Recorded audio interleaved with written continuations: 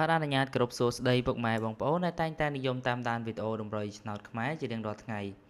សម្រាប់ថ្ងៃទី1ខែ6នេះអេដមីនមានលេខល្អៗសម្រាប់ចែកជូនពុកម៉ែបងប្អូនទាំងអស់គ្នាយកទៅផ្សងសំណាងលេងឆ្នោតខ្មែរនៅថ្ងៃនេះផងដែរបានចឹងកុំឲ្យខាតពេលវេលាពុកម៉ែបងប្អូនទាំងអស់គ្នាយូរសូមពុកម៉ែបងប្អូនទាំងអស់គ្នាត្រឡប់ចូលទៅមើលការឲ្យតម្រុយរបស់ Channel Admin ទាំងអស់គ្នា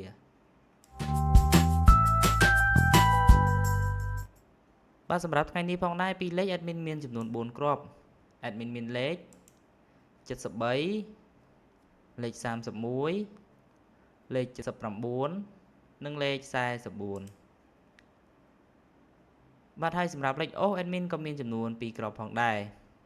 Admin មានលេខ10កុដអូសនិងលេខ70កុដអូស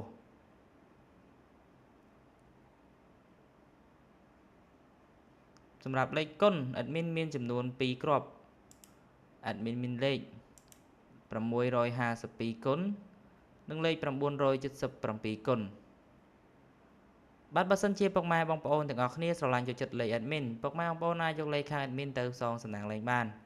Admin ជូនពរដល់ពុកម៉ែបងប្អូនដែលបានយកលេខខាង Admin ទៅផ្សងសំណាងហេងសំណាងល្អចូលគ្រប់លេខចូលគ្រប់ប៉ុស្តិ៍ទាំងអស់គ្នាបាទជាចុងក្រោយ Admin សូមអរគុណទៅដល់ពុកម៉ែបងប្អូនដែលបានតាមដានវីដេអូ Admin តាំងពីដើមរហូតដល់ទីបញ្ចប់ជូនពរពុកម៉ែបងប្អូនទាំងអស់គ្នារកស៊ីទទួលទានមានបានសុខភាពល្អសំណាងល្អហេងទាំងអស់គ្នាបាទសូមជម្រាបលាពុកម៉ែបងប្អូនជួបគ្នានៅថ្ងៃស្អែកបន្តទៀតនៅវេលាម៉ោងដដែល